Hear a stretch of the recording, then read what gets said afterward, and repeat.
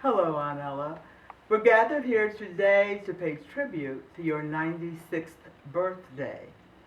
We want to definitely recognize this day and celebrate this day, and unfortunately, we won't be there in New Jersey to personally give you a hug and a kiss, but we're going to send you words that show just how much we care about your birthday. We took the time to write the words so that we would be able to include every thought that we might have. So here we go.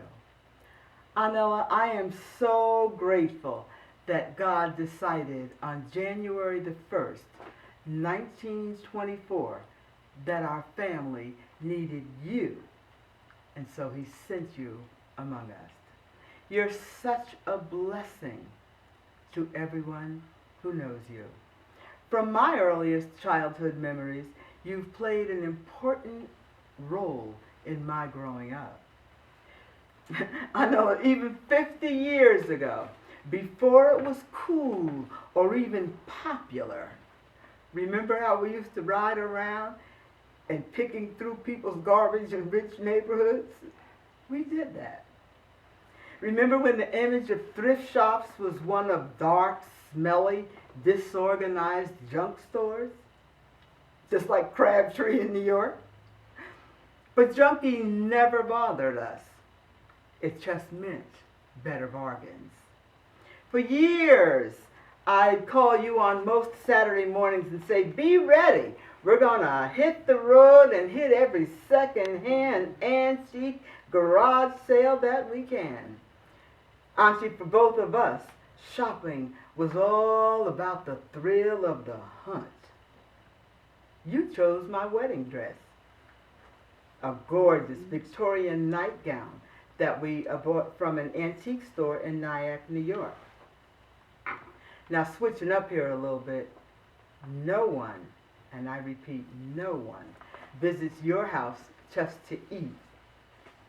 We go there to dine in grand style. Whether it's hot dogs or prime rib of beef, it's served on a table that was straight out of Home and Garden magazine. You inspire me. You give me the push to be the best me that I can be. Anela, it's your birthday, and yet we're the ones who've been given the gift, you. Thank you for giving us a path to follow, for footsteps to lead us in the right direction. The impact of your life has affected so many in positive ways. Auntie Ella, you're the best. Happy birthday.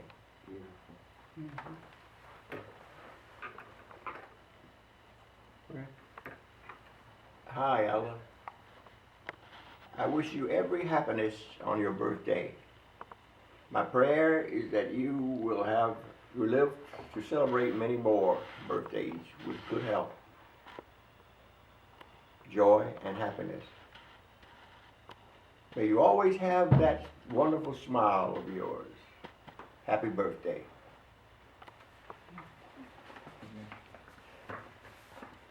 Aunt Ella, the first time I saw you was when you arrived in Newark, New Jersey, in Penn Station. The first time I looked at you, there was something about you that I just loved immediately. The kindness, the smile, the eyes, I don't know what it was. I think it was all in one. And then not only that, you grabbed me, you hugged me, you were glad to see me, and this was our first time of meeting. You brought joy and you brought happiness. You are soft spoken, and you never hollered at me. Out of all the little terrible little things I did, you always spoke soft to me. Shirley, don't do that. Come here, Shirley. Let me talk to you. And I thank you for that. I remember your first job at Western Electric. And I used to stand on the corner and wait for you to come home. And I used to see you coming up over that hill. And I would say, here come Aunt Ella, here come Aunt Ella. I loved you, Aunt Ella. Every year we went to Georgia. It was Dorothy and I Mama, and Carrie, and you, and Aunt Jenny. And I always wanted to sit with you. And Dorothy always wanted to sit with Aunt Jenny. I can't remember where Mama said that, but we wanted to sit with them. I think we all piled up together, one way or the other. But anyway, I just want you to know that I always wanted to be with you. When you went to the bathroom, can I go in now? And you said, I'm going to the ladies' room, Shirley, and I will follow you, and then I will wait till you come back. Yes, I'll never forget things like that because it was so dear to my heart. You like to show us off to your friends.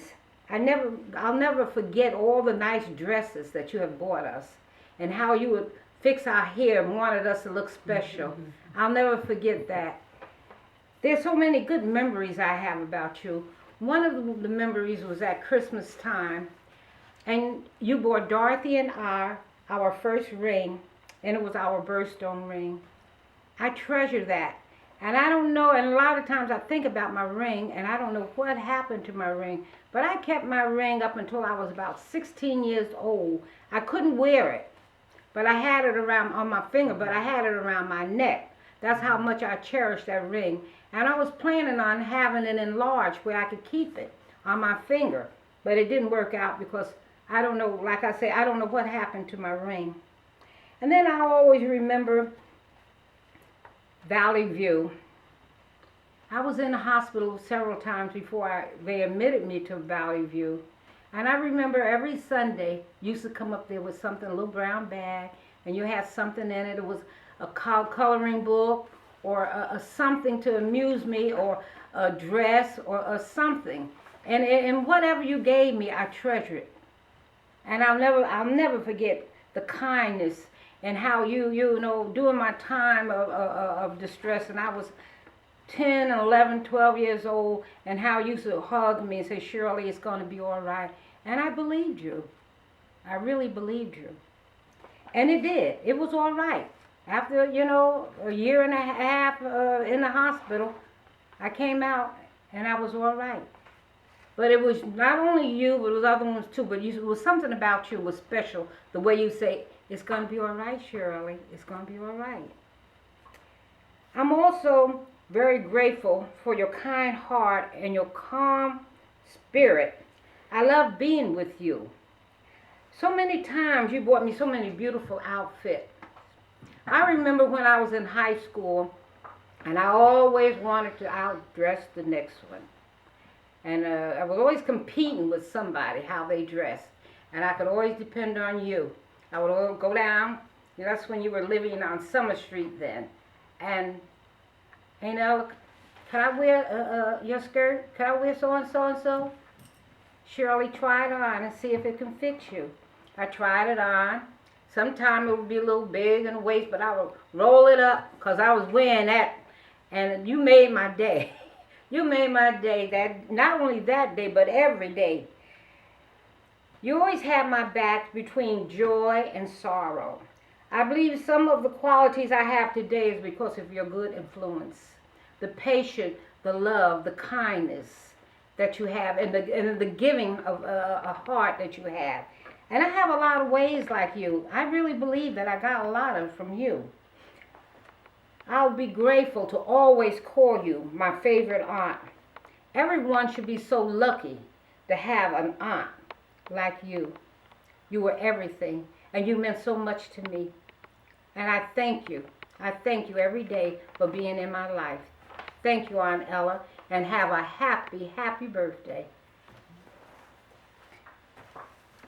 Aunt Ella, I want to talk about your bravery. It was a beautiful, sunny summer afternoon in Forsyth, Georgia. Grandma Cheney's front yard and porch was filled with family visiting from New Jersey. Mm-hmm. We were all enjoying ourselves, having a good time, when suddenly someone yelled, "Snake!" I looked, and crawling in front of Grandma Cheney's front porch was a very large snake. Well, everyone that wasn't on the porch fled to the porch. Mm-hmm. Ella, only you were absent from the adults and children on that porch. You were absent, and we were all worried. Well, where's Ella? Everyone was asking, where's Ella? Well, Ella wasn't afraid. She had found a garden hoe in the yard. That's where she was. All of a sudden, there was complete silence and quietness as all eyes were on Ella as she crept slowly up to the snake. She took that hoe and chopped off that snake's head. All the fearful who were crowded on the porch started clapping and cheering for Aunt Ella. Which we still clap for Aunt Ella because she hasn't changed.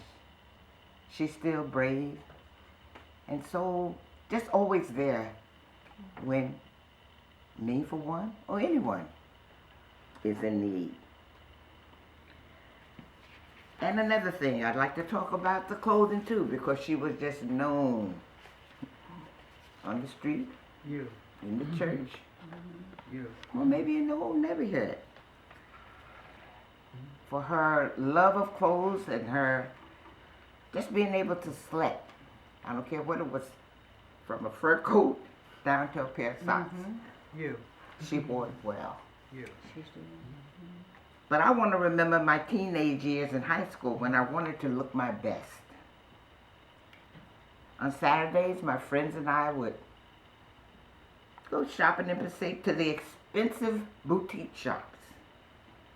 I think it was Seal Sloan's, Middleton Bodner, Wetchlers and Bells.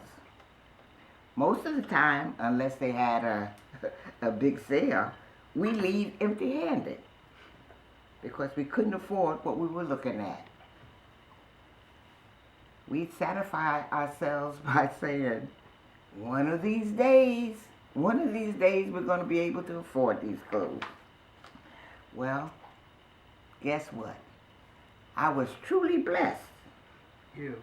My one of these days came sooner than I ever expected.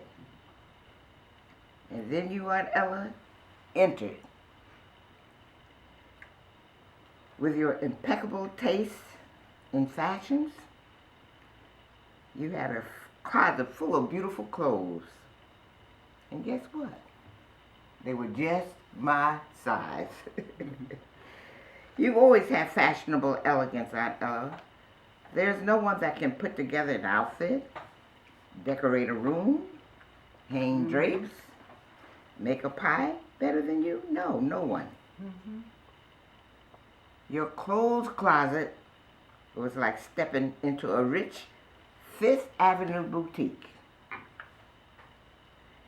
Back in the days, you let me borrow your clothes. I stepped out looking good and got so many compliments, thanks to you. Nobody didn't know they didn't belong to me, but that was all right. And Ella, do you remember, forgetting about clothes right now, shopping for antiques on Bloomfield Avenue? There wasn't an antique shop on Bloomfield Avenue that we didn't get to know. And pretty much laid something away and bought. We got dishes and different objects in our house that we bought from those antique stores that you, Mama, Shirley, and myself, we loved it. Shopping up and down Bloomfield Avenue and other towns too, but they were our favorite. They had really, really beautiful antique furniture, dishes, whatever you wanted to buy at a reasonable price, and really, really, really, really, really expensive antiques. And you know what, Aunt Ella? I've noticed you are getting more beautiful every year. How do you do it? You're just like fine wine. You get better with age. And any lines that have had the nerve to show up on your face are just gentle etchings of a life that's been filled with love. You are truly amazing, Aunt Ella.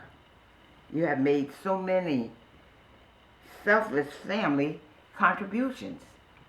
I don't think there's a one in our family can say that you haven't, because you have. You're that kind of person. So it's hard to pick just one positive thing about you, because you are overflowing with giving and kindness. So this is a forever thank you for your love, Aunt Ella,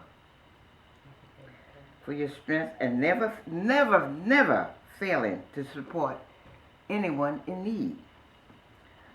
I'm glad to have had so many long-lasting good memories of you that I can now share with others, mainly my families. I tell my husband, and I've already talked to you about my husband and family, but then other people that I meet in Passaic when I go there, not that often, and they'll say, oh, I saw you on Ella in church and this and that, and I just go, what a wonderful lady she is.